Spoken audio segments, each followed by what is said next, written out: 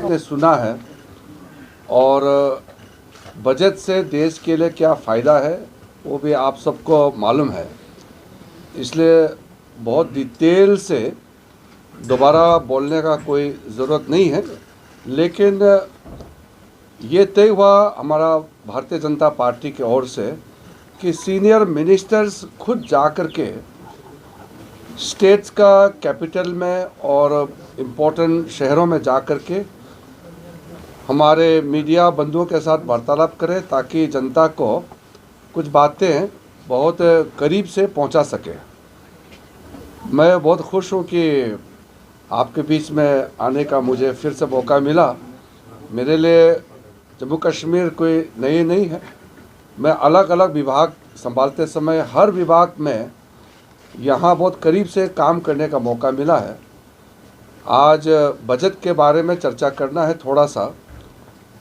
मुख्य रूप से आपको ये दिखना होगा कि बजट से आम लोगों को क्या मिला है और देश के लिए क्या फ़ायदा है। इस साल का 2025 और 26 का बजट जो पेश हुआ वो हिंदुस्तान को 2047 में विकसित भारत, डेवलप्ड इंडिया बनाने के लिए जो फाउंडेशन लगाना ज़रूरी है वो इस बजट में लगाया है। इसमें ख़ास करके इंफ्रास्ट्रक्चर और हमारा मिडिल क्लास, गरीबों के लिए, किसानों के लिए, महिलाओं के लिए, बच्चों के लिए बहुत ख़ास पेशकश इस बजट में किया गया है। जम्मू कश्मीर में तो आप सबको मालूम ही है, जब से हमारे प्रधानमंत्री नरेंद्र मोदी जी 2014 में पदभार संभाला तब जम्मू कश्मीर का क्या हालत था और आज कितना तेज़ी से आगे बढ़ रहा है वो भी आप सबको मालूम है।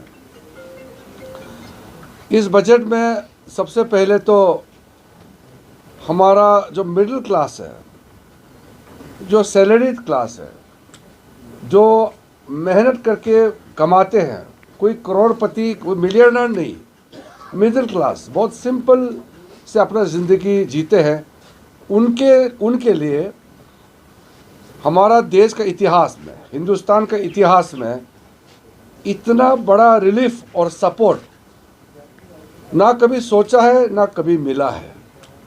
जो नहीं सोचा और जितना मांग नहीं है उससे भी ज़्यादा इस बजट में दिया है।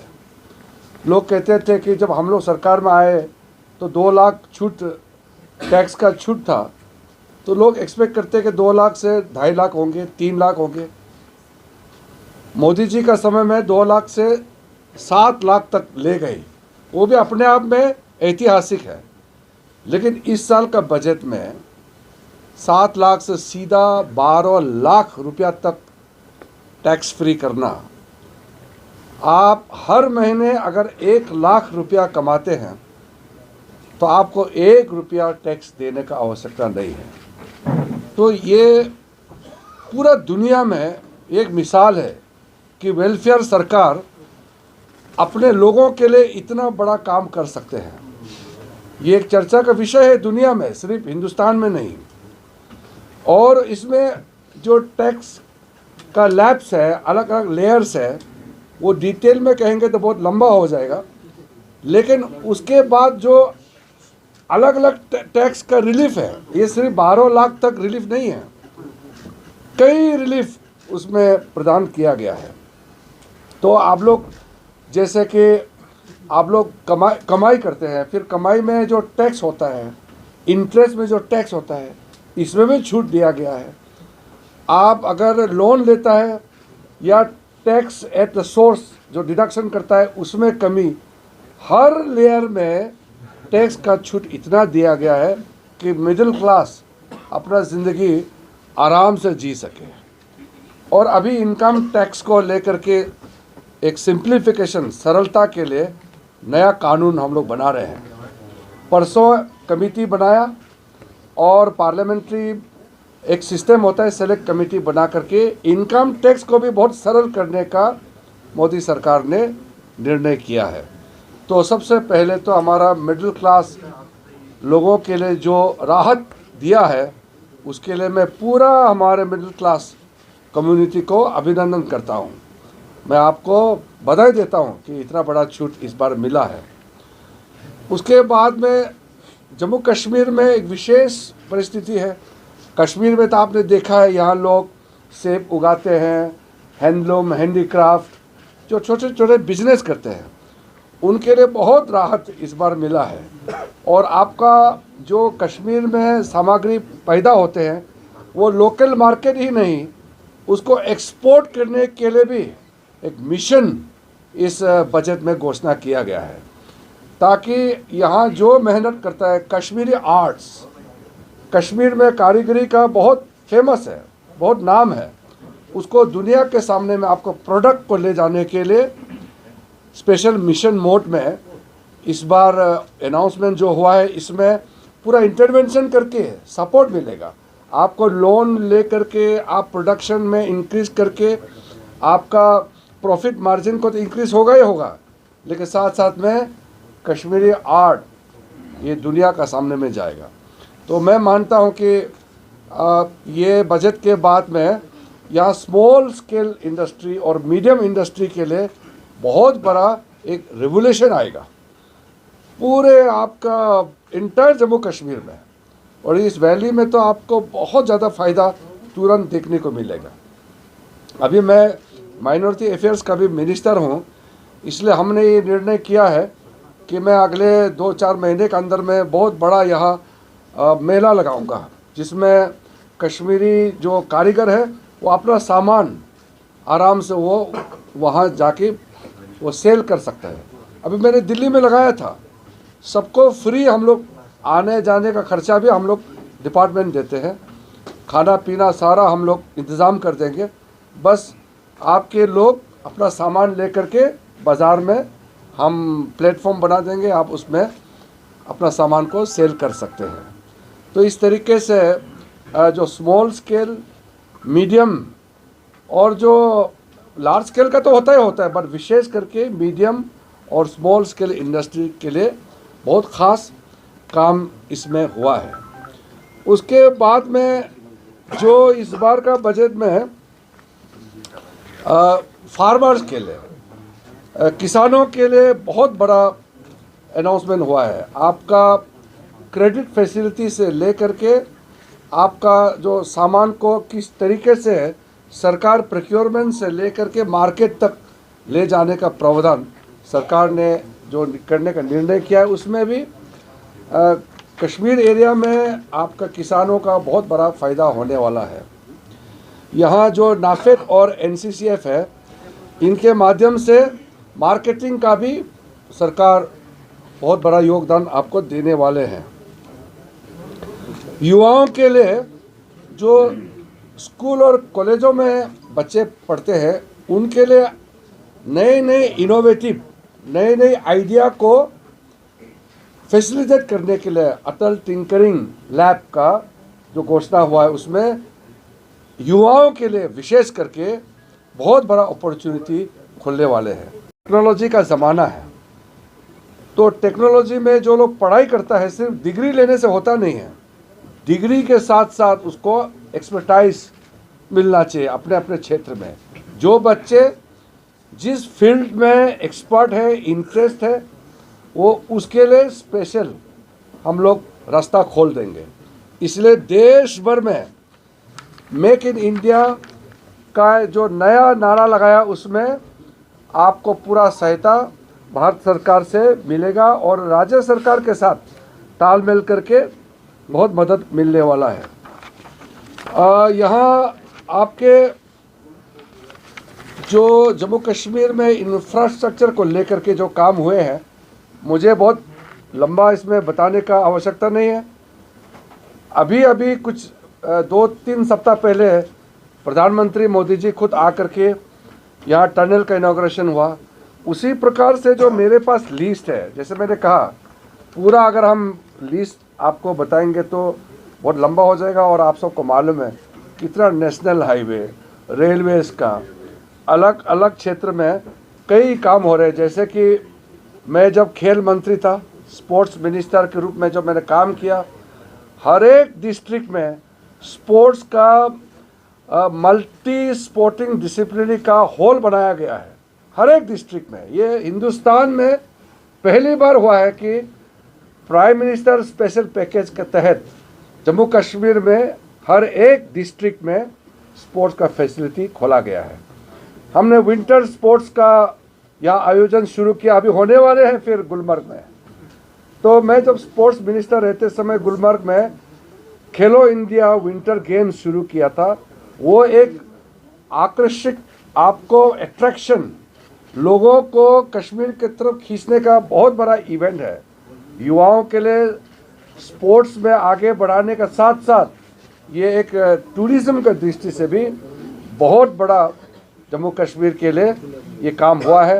और ये डल लेक में हमने वाटर स्पोर्ट्स का भी कार्यक्रम शुरू किया था।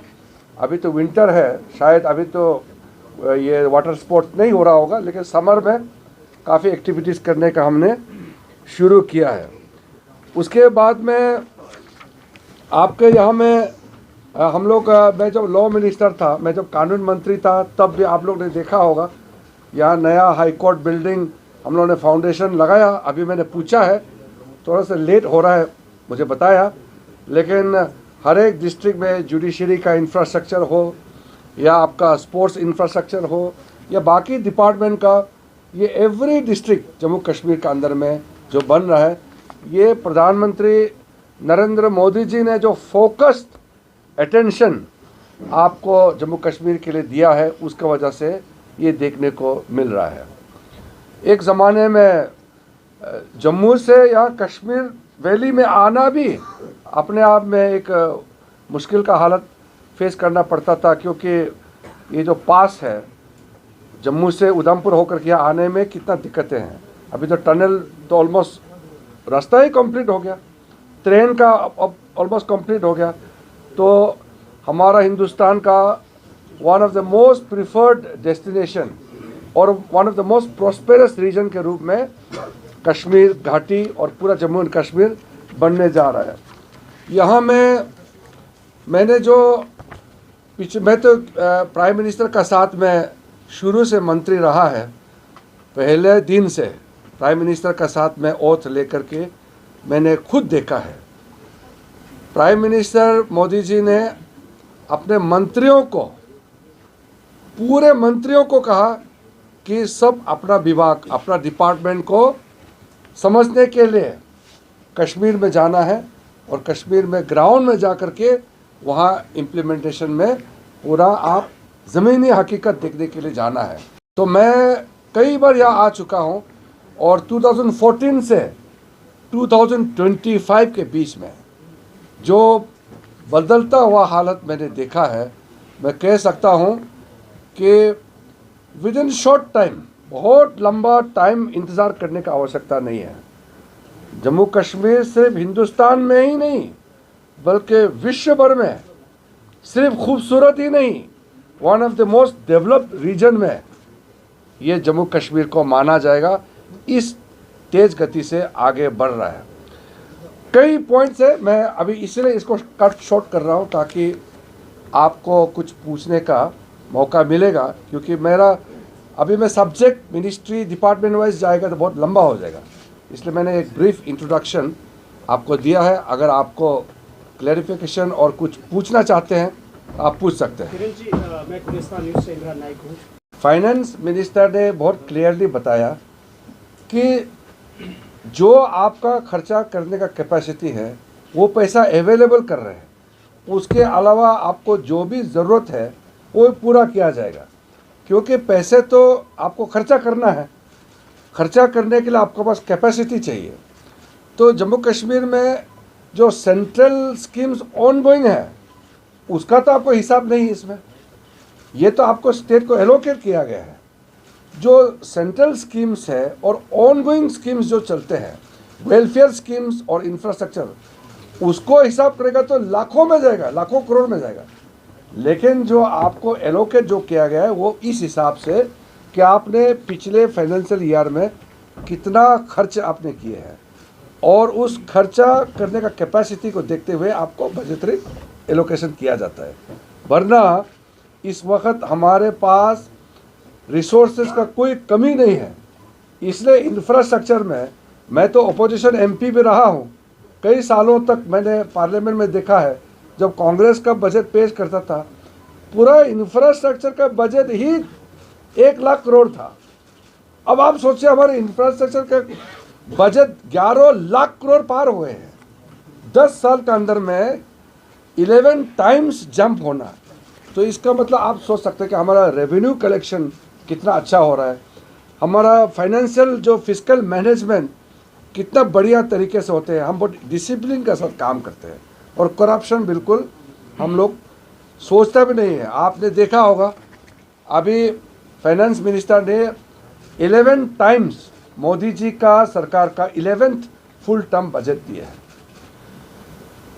आपने 11 इयर्स में सेंट्रल गवर्नमेंट का कोई मिनिस्टर या कोई मिनिस्ट्री का एक स्कैम करप्शन आपको नजर नहीं आएगा।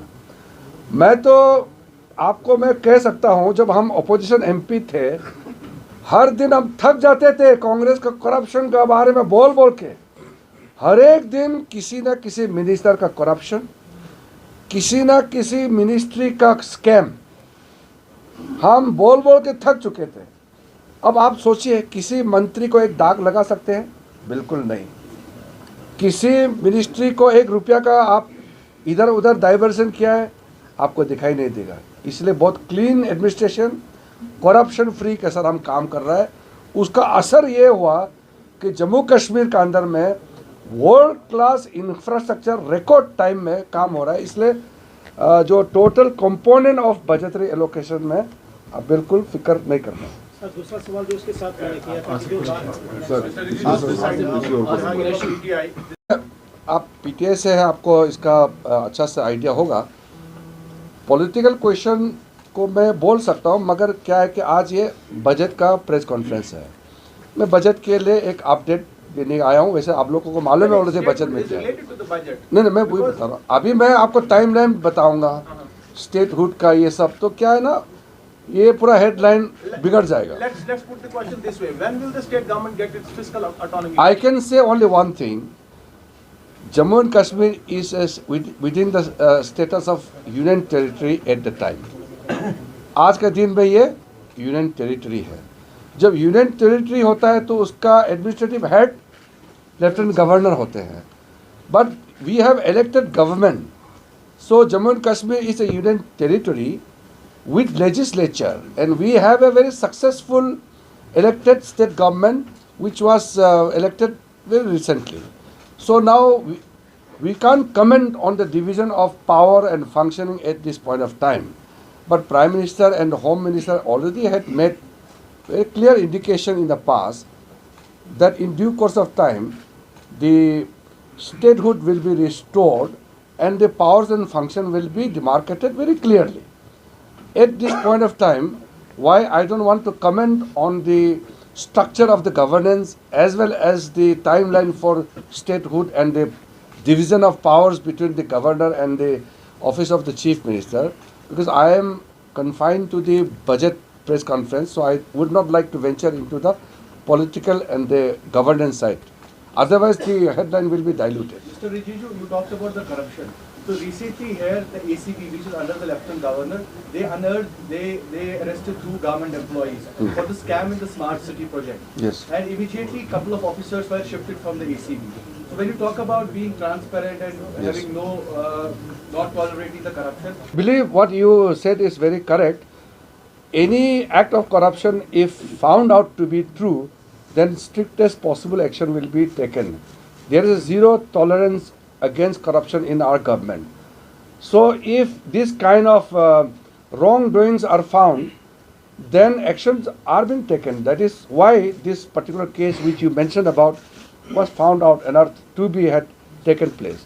So in such manner, if anybody, whether it's by the government officers or by any of the agencies or private people working with the government, then action will be initiated. There is no loophole whatsoever from the central government side in terms of taking action against any corrupt practice. So I believe the clean and the sound governing system what you have seen in the central government will have a percolating effect in all other states also, including Jammu and Kashmir. मौलाना मौदूदी की किताबें हट रही हैं, क्या जो जिस तरीके से यहाँ पे अब लोग जो विभिन्न राजनीतिक दल हैं या धार्मिक लोग हैं वो कह रहे हैं इसको रिलीजियस इंटरफेरेंस के तौर पे देख रहे हैं, क्या जो अल्पसंख्यक मंत्रालय है उनके पास कोई ऐसा प्रस्ताव है कि इस खास आइडियोलॉजी को बैन करना? देखिए ऐसा नहीं है। देखिए मैं आपको एक बात बताता हूँ, मैं जब से माइनॉरिटी अफेयर्स मंत्री बना हमारे देश में 6 माइनॉरिटी कम्युनिटीज़ है जो नोटिफाइड है, मुस्लिम, सिख, क्रिश्चियनिटी, बुद्धिस्ट, जैन, पारसी। सभी रिलीजियस लीडर्स और सभी सोशल ऑर्गेनाइजेशन से मेरा मुलाकात भी हुई। यहाँ एक प्रोपेगेंडा कभी होता है कि किसी माइनॉरिटी किसी कम्युनिटी के खिलाफ कुछ नज़रअंदाज किया जाता है या गलत कार्रवाई होता है, ऐसा जो लॉ एंड ऑर्डर होता है वो स्टेट सब्जेक्ट होता है। जहाँ तक वेलफेयर स्कीम है भारत सरकार की ओर से सबको बराबर नज़र रखते हुए माइनॉरिटीज़ को ज़्यादा ध्यान रखता है, लेकिन अगर आइडियोलॉजी के लिए या लॉ एंड ऑर्डर दृष्टि से अगर कोई एक्शन होता है तो वो सेंट्रल गवर्नमेंट से हम कुछ इस वक्त कमेंट नहीं करना चाहेंगे, क्योंकि मुझे इसका पूरा खबर नहीं है। अगर स्टेट एडमिनिस्ट्रेशन ने कुछ कार्रवाई किया है तो उस कार्रवाई का पीछे क्या है उसको जानकारी प्राप्त करना ज़रूरी है, लेकिन जहाँ तक हमारा सवाल है, हम पुलिस की तरफ से रेड्स हो रही हैं विभिन्न जो बुक स्टोर्स पे, और वहाँ से कल के दिन में 660 किताबें कॉन्फिस्केट की गई अंडर 126 BNS। मैं वही कह रहा हूँ, गवर्नमेंट ऑफ इंडिया का तरफ से हमारा नज़रिया को मैंने आपको बताया। अगर स्टेट का प्रशासन, स्टेट का जो एडमिनिस्ट्रेशन है, पुलिस हो या उसका कोई भी एजेंसी अगर कुछ कार्रवाई करता है तो कार्रवाई किस विषय में और किस कारण से किया है वो जब तक मैं जानकारी नहीं लूँगा तब तक मैं उस पर कमेंट नहीं कर सकता, क्योंकि मैं तो कल विदेश में था, रात को पहुंचा और सीधा कश्मीर में आया, तो इसीलिए मैं उसका डिटेल में अभी मैंने उसका जानकारी नहीं लिया। Sir, I have a question. में हूँ, आप लोग बहुत ध्यान से सुनिए। वक़्फ़ अमेंडमेंट बिल को लेकर के कई तरीके से अफवाहें भी फैलाया गया है और कुछ नैरेटिव्स भी चलाया गया है। मैं बहुत साफ आपको कहना चाहता हूँ, जब हमने ये बिल पेश किया पार्लियामेंट में, हमारा इंटेंशन बहुत साफ है और हमने पार्लियामेंट में बताया भी इस बात को कि वक़्फ़ बिल अमेंडमेंट का सोल ऑब्जेक्टिव्स है कि दुनिया का सबसे ज़्यादा वक्फ प्रॉपर्टी हिंदुस्तान में है, लेकिन ये प्रॉपर्टी गरीब मुसलमान, महिला, बच्चों के लिए काम में नहीं आ रहा है। करोड़ों का वक्फ प्रॉपर्टी के बाहर में अगर कोई भीख मांग रहा है तो ये अफसोस की बात है। तो इसलिए हमने वक्फ अमेंडमेंट बिल में प्रावधान बहुत साफ किया है कि ये मुसलमानों से ये प्रॉपर्टी छीन के किसी को देने का तो सवाल ही पैदा नहीं होता, आप नहीं कर सकते हैं। हमारा देश कानून से चलता है, संविधान से चलता है, आप किसी का प्रॉपर्टी कैसे लेंगे? ये तो प्रॉपर्टी को ट्रांसपेरेंटली मैनेज करने का और वक्फ बोर्ड का प्रॉपर्टी जो कोर्ट में, ट्राइब्यूनल में पेंडिंग है और प्रॉपर्टी जो है इस्तेमाल नहीं हो पा रहा है, लोगों का भला के लिए कोई काम नहीं आ रहा है, इसीलिए हमने वक्फ अमेंडमेंट बिल प्रपोज किया है। ये कुछ लोगों ने इसको अपोज जरूर किया है। मेरे पास हज़ारों मुसलमान जो प्रतिनिधि आए हैं, महिलाओं का प्रतिनिधि, हज़ारों मुस्लिम महिलाएं मेरे पास में आए, सब ने मुझे तारीफ किया। Chandrababu Naidu and minister Nitish Kumar on board. हाँ, सब साथ में है। ये सिर्फ प्रोपेगेंडा किया गया है कुछ लोगों ने। मुसलमान एमपीज, पार्लियामेंट का अंदर मुसलमान एमपीज भी मुझे कहा है कि ये अच्छा काम हो रहा है, मजबूरी से प्रोटेस्ट करते हैं अपने पार्टी के दबाव से। नहीं, मैं इस तरह का ये इंडिविजुअल वो नहीं जाता हूँ। हाँ जी, नहीं, मैं आपको फिर से कह रहा हूँ, लॉ एंड ऑर्डर, सिक्योरिटी और स्टेट का जो काम है उसमें मैं डिटेल में इसलिए टिप्पणी नहीं कर पाऊंगा क्योंकि जानकारी लेना पड़ेगा, नंबर 1। नंबर 2, मैं बजट का बात को लेकर के डाइवर्ट नहीं करना चाहता हूँ, नहीं तो आप लोग छपेगा वो चीज़, हम इतना अच्छा काम किए बजट में, आप वो नहीं छप करके निगेटिव न्यूज़ छपेंगे तो हमारा नुकसान होगा ना। जो अच्छा काम किए हैं तो अच्छा काम को लोगों के पास ले जाना चाहिए। तो मैं इतने कश्मीर में आए आपसे बात कर रहा हूँ और आप इसका खबर किसी को नहीं बताएंगे तो ये तो नुकसान जो है कश्मीर के लिए भी और मेरे लिए भी, पार्टी के लिए भी। किरण जी एक सवाल है, बजट ओनली। आज जिस तरीके से वादी कश्मीर की जो दुनिया का बेस्ट में माना जाता है, यहाँ का सेफ्रन हो या यहाँ का वालनट हो, कोई भी हो, यहाँ का लोकल ग्रोवर्स एंड प्रोड्यूसर्स का इंटरेस्ट को प्रोटेक्ट करने के लिए हम प्रतिबद्ध हैं। अगर कोई इस तरह का सामने में आ रहा है तो मैंने आपको थोड़ा सा जिक्र किया, हम नाफेड के माध्यम से भी और हमारा और भी बॉडीज है, यहाँ का कश्मीरी जो आइटम्स प्रोड्यूस को लोकल मार्केट और अब्रॉड ले जाने का पूरा सहायता, योगदान और फैसिलिटेशन भारत सरकार भी करेंगे।